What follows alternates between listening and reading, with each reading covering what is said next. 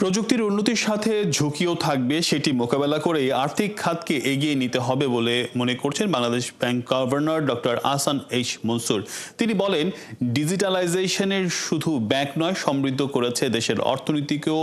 সকলের লেনদেন পদ্ধতিকে নিয়ে রাজধানীতে এক অনুষ্ঠানে গভর্নর জানান, মোবাইল ব্যাংকিং এর মাধ্যমে লেনদেন করে 25 লাখ কোটি টাকা পৌঁছবে। অনুপ অধিকারী তরুণের প্রতিবেদন। সিল্কোর সিল্ক অ্যান্ড শাইন, যাতে আছে আর্গান অয়েল ও ওট প্রোটিনের গুডনেস, যা আপনার চুলকে রাখে হেলদি অ্যান্ড শাইনিং। জরুরি ভিত্তিতে টাকা লাগবে, বিকাশ নগদের মতো অ্যাপসের মাধ্যমে মুহূর্তেই তা পেয়ে যাবেন হাতে। কেনাকাটা করতে গেলে এখন অনেকেই হরহামেশাই এগিয়ে দেন তার ক্রেডিট অথবা ডেবিট কার্ড। এভাবেই মানুষের জীবনকে সহজ করেছে ডিজিটাল ব্যাংকিং। দিনে 48,410 কোটি টাকা লেনদেন হয় দেশে।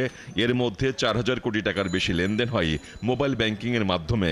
বছরে যা 17 লাখ কোটি টাকা। পেমেন্ট সিস্টেমের ধারাবাহিক উন্নয়ন এবং পেমেন্ট যেন নিরাপদ ও ঝুঁকি মুক্ত হয়, সেটি এখন সবার লক্ষ্য।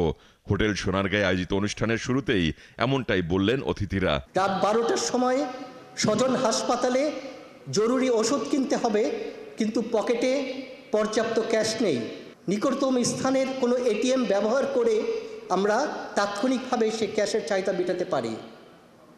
সেই সুবিধাভোগী ব্যক্তির কাছে এটিএম অটোমেটেড টেলার মেশিন নয়, এটি হচ্ছে এনি টাইম মানি। আমরা দিন দিন প্রতিনিয়ত বিভিন্ন ধরনের আমরা সাইবার থ্রেটের সম্মুখীন হচ্ছি। আমরা যত বেশি ডিজিটালে যাব, থ্রেট তত বেশি বাড়বে। So we need to protect ourself. Governor Ahsan H Mansur বলেন, আর্থিক খাত যে সমৃদ্ধ হচ্ছে সেটি নিয়ে কোনো প্রশ্ন থাকার কথা নয়। তবে এ খাতে ঝুঁকি আছে, সবাইকে নিয়েই তা মোকাবেলা করতে হবে। আমাদের সকল আর্থিক প্রতিষ্ঠানে কিন্তু এই জায়গাটাতে বিশাল ভূমিকা রেখেছে এবং সত্যি কথা বলতে বাংলাদেশ ব্যাংক যে ইনফ্রাস্ট্রাকচারটা ডেভেলপ করছে, এটার বেনিফিশিয়ারি কিন্তু আপনারা ব্যাংকার, আপনারাই, এবং আপনাদের ক্লায়েন্ট তারা।